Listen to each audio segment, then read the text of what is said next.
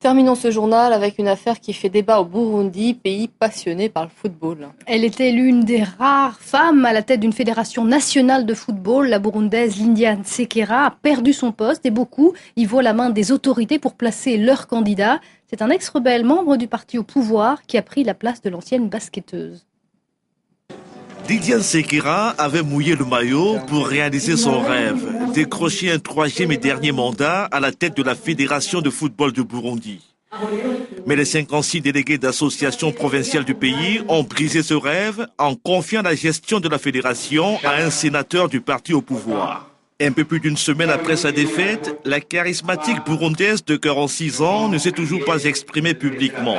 Mais en privé, d'après ses proches, elle dénonce l'immixtion de la politique et des questions ethniques dans le football burundais.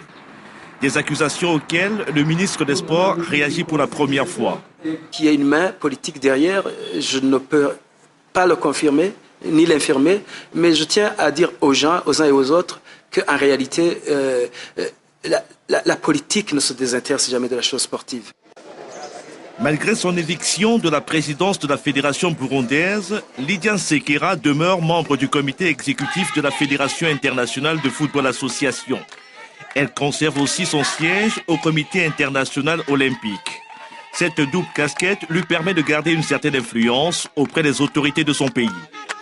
Je lui ai dit que le ministère, que le pays comptait beaucoup sur elle pour qu'elle puisse promouvoir le sport en plaidant auprès de toutes ces institutions que je viens de citer, c'est-à-dire le CIO et la FIFA. Et je n'ai aucune raison de douter qu'elle pourra faire beaucoup de choses pour la promotion du sport national.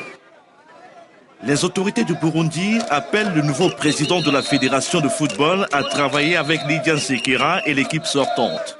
Pour l'heure, Révérien Ndikurio et ses partisans savourent leur victoire et annoncent d'importantes réformes.